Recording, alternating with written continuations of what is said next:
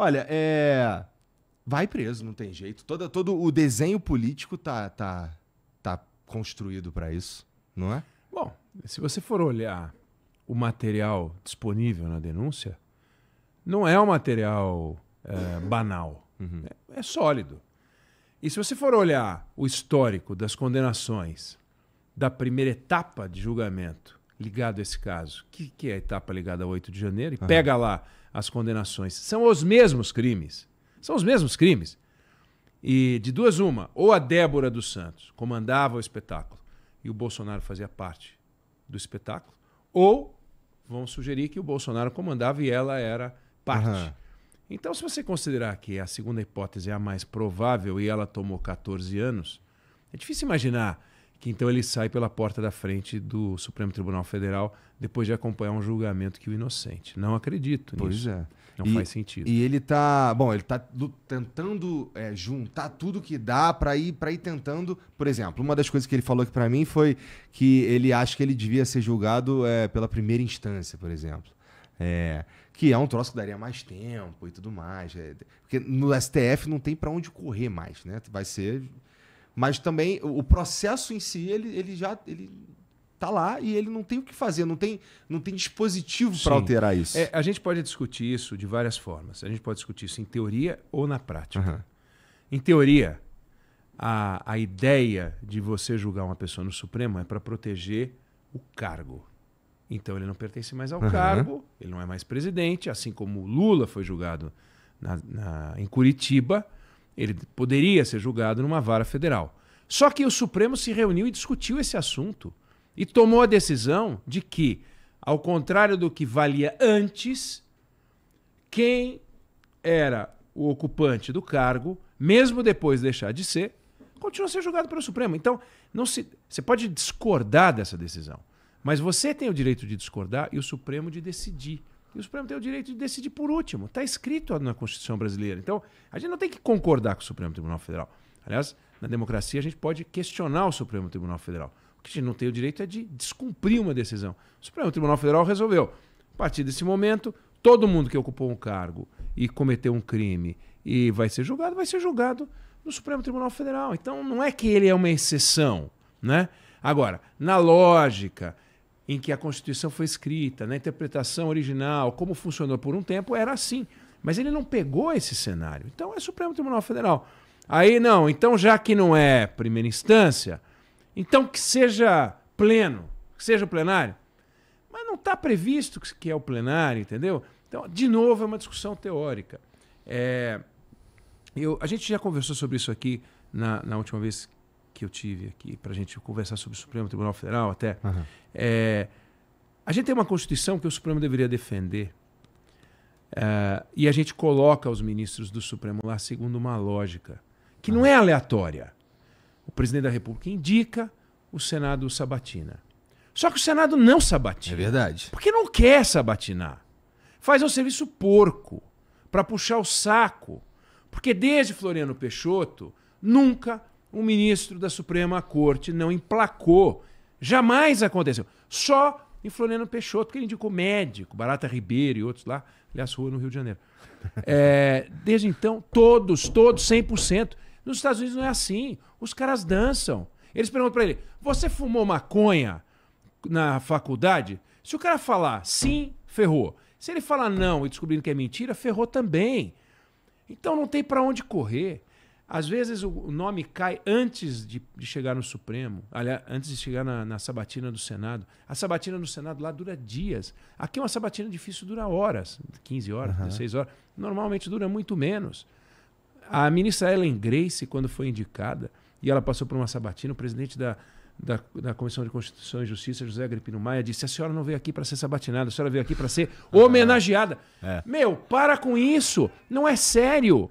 Então aí, o presidente indica quem ele quer, e é assim nos Estados Unidos também, só que lá fazem uma triagem, tem alguns critérios.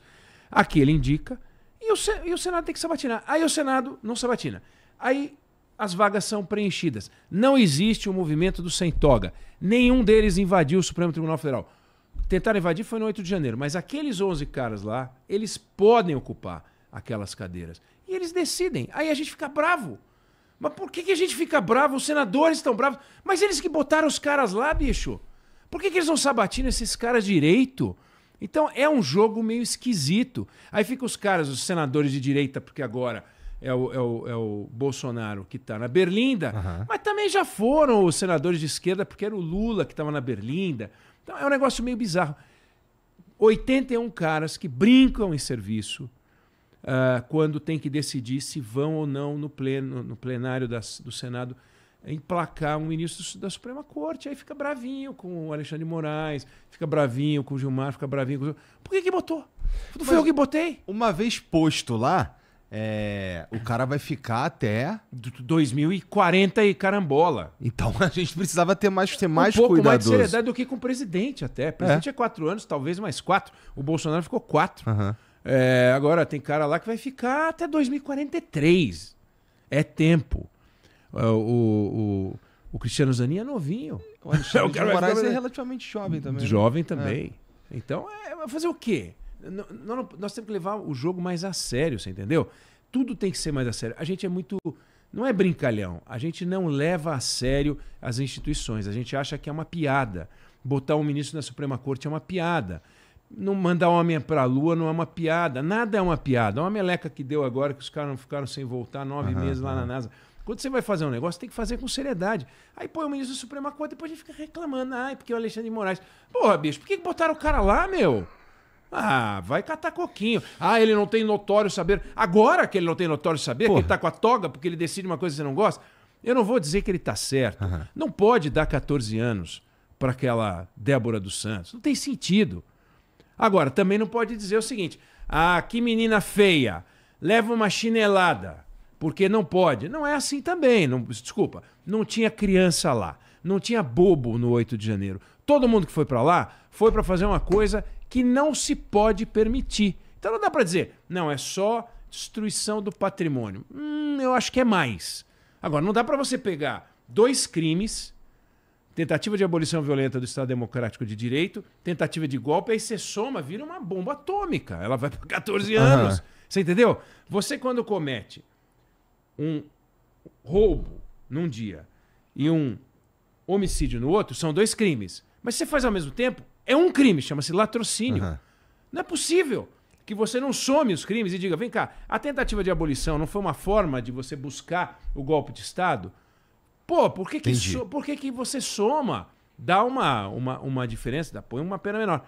Mas aí eles fazem um discurso. Agora, eu acho que vão acabar diminuindo essas penas. Mas o fato é, ninguém estava lá brincando, então é um negócio complicado.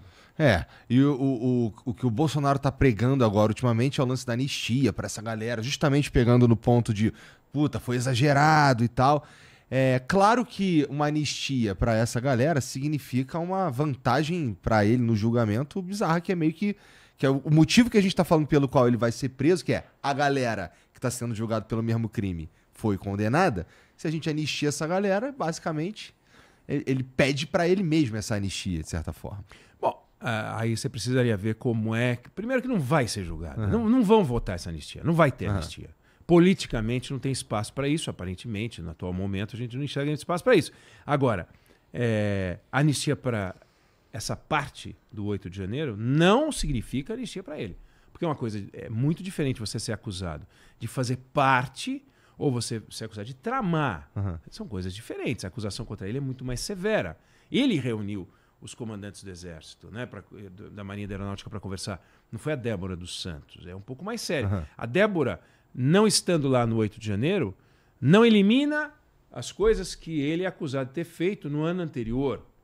Mas, se nada acontecesse no ano anterior, talvez não tivesse havido o 8 de janeiro. Então, a existência da Débora tem ligação com o Bolsonaro, mas a existência do Bolsonaro não tem ligação com a Débora. Então, eu não acho que é uma coisa automática.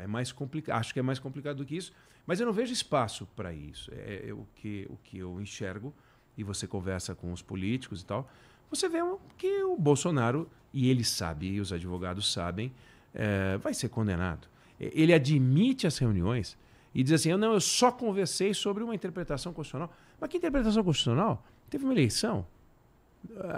Assim como em 2018 a sociedade disse o seguinte, queremos Bolsonaro, não importa por que razão, a sociedade de 2022 falou assim, acho que não queremos mais não, acho que nós vamos botar o outro. Qual? Bota aquele lá mesmo. Quem é? É o Lula. Mas a gente ama o Lula, porque o Lula acha que amam, né? Que as pessoas amam. Como o Bolsonaro também achava que as pessoas em 18 estavam amando. O voto do segundo turno é um voto de negação. Eu não quero mais esse cara. Eu não quero mais o petismo. Então eu vou botar esse Bolsonaro aí para ver o que dá. Aí o Bolsonaro ficou 4 anos, as pessoas falaram, eu não gostei, bicho, eu não tô feliz. Mas assim, você reparou a margem de votação? É 0,9. Eu não estou feliz, mas isso é um bocadinho da sociedade que não está feliz. Outro bocadinho tá. Então é uma sociedade muito dividida, como aliás é nos Estados Unidos, em outros lugares, né? Mas o fato é, a maioria disse, não queremos mais, vai o Lula. Aí ele pega e faz reunião para saber o que faz para resolver. Como faz para resolver o quê? Resolve se você vai entregar a faixa ou não. Quer ir para os Estados Unidos, quer fazer o papelão eu acho um papelão não passar faixa, mas até aí é o direito dele. Não está escrito que ele tem que passar faixa, está escrito que ele tem que sair para outro entrar. Aí ele não queria sair também, não é só passar faixa, ele não queria passar faixa e não queria passar o cargo. É um problema.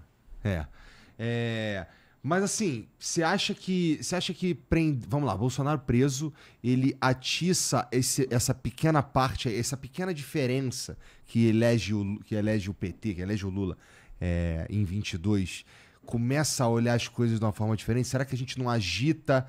Eu não tô falando que não tem que prender não, tá? Eu tô falando que será que a gente vai ter um efeito até mesmo por parte do bolsonarismo, do próprio Bolsonaro, de inflamar a galera pra...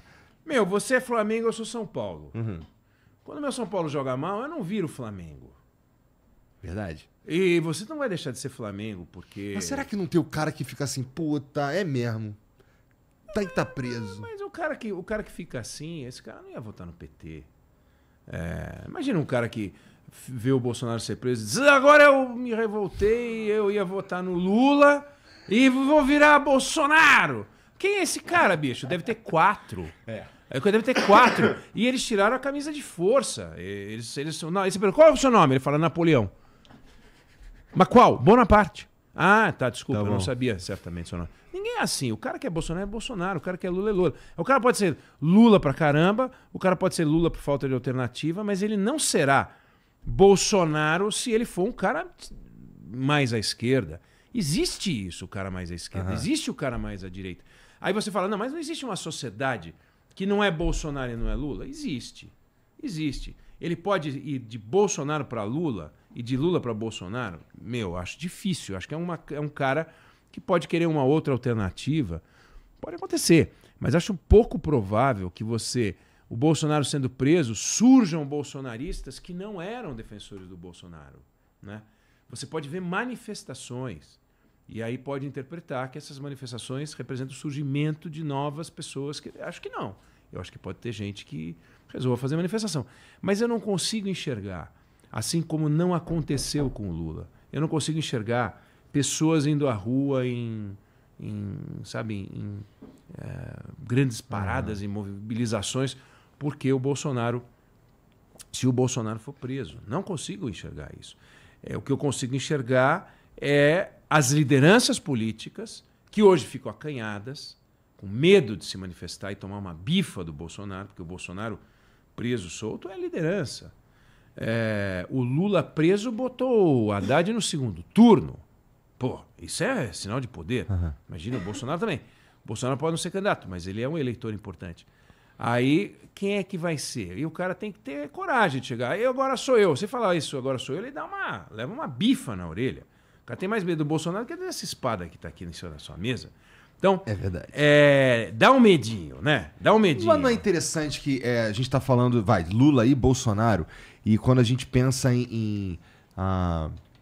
a gente consegue até pensar em alguns sucessores óbvios, mas nunca admitidos por eles, né? Quando fala em, putz, e o que vem, por exemplo, o Lula, o que vem depois, ou pro Bolsonaro? O candidato em 2026 será Jair, o outro vai ser Messias. Ele Bolsonaro, fala, exatamente. Né? Eles entram na vibe centralizadora da figura. Sim, né? Sou eu. Sou eu. Eu e myself. E eles estão ficando, né?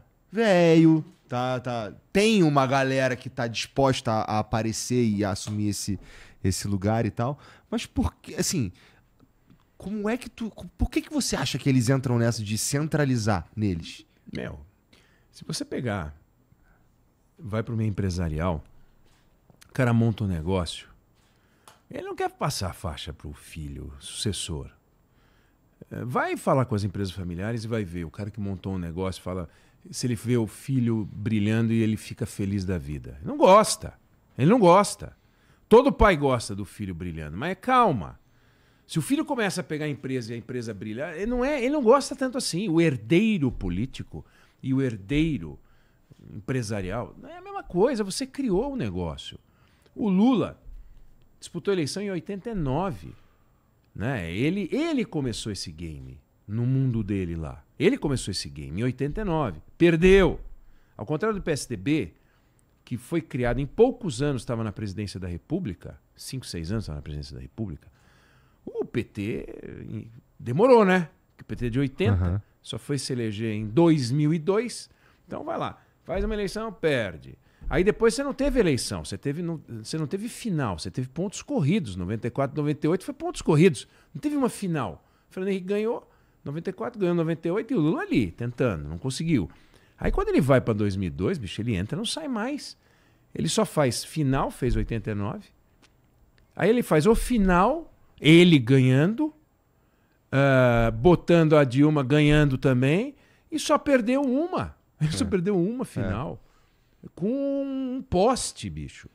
Ele pegou um cara que tem carisma zero para ser candidato a presidente e ele encana. Ele falou, vamos fazer um cenário bem ruim. Eu fico em cana e a gente pega um cara que não tem carisma nenhum. E o cara foi pro segundo turno mesmo assim. Ah, para, meu. É muito forte. Aí o Bolsonaro, mesma coisa. Eu tô lá há 26 anos, sei lá quanto tempo que eu tô no Baixo Clero, de repente começa as manifestações de 2013 e tal, 2015. Aí ele aparece, em 18 o cara larga como presidente da República. Sem partido nenhum, sem PT, sem tempo esse monte de gente, sem tempo de TV, sem nada. Só que nós só vamos... Olha que fenômeno efêmero, se você for olhar. Lula não é efêmero. Bolsonaro talvez não seja. Mas Lula mais Bolsonaro é, sim, um fenômeno efêmero. De 3 eleições. A de 18, com Bolsonaro sem Lula, mas com lulismo. A de 22, com Bolsonaro e Lula. E a de 26, com Lula e bolsonarismo, sem Bolsonaro. E nunca mais você vai ver isso. Você não verá isso mais. Não vai ver em 30, não vai ver em 34. Então é um episódio, é um momento da história que tem 3 eleições, das quais só uma eles se enfrentaram e só uma se enfrentarão. E nunca mais. Então é um negócio novo, diferente. Né? Você olha na história e fala, meu, que coisa que nós estamos vivendo. É curioso, entendeu? Um foi, na terceira o outro e não é só uma que foram os dois. É final Brasil-Argentina, é um negócio diferente. O Zé mandou aqui, ó. Qual o impacto internacional, na tua opinião, da prisão do Bolsonaro? Já pensou nisso? Eu acho muito limitado, viu? É? Como foi a do Lula? De fato. No grupo, de fato. No grupo em que eles militam, porque daí o que acontece, né? Você tem teve lá as Nações Unidas lá falando do julgamento do Lula na época, não teve? Mas aí é o seguinte, você pega, tá lá o Eduardo Bolsonaro nos Estados Unidos, né? Ele resolveu ir embora. Que não vai voltar. A política tá... Ouvi na rádio, provavelmente de você.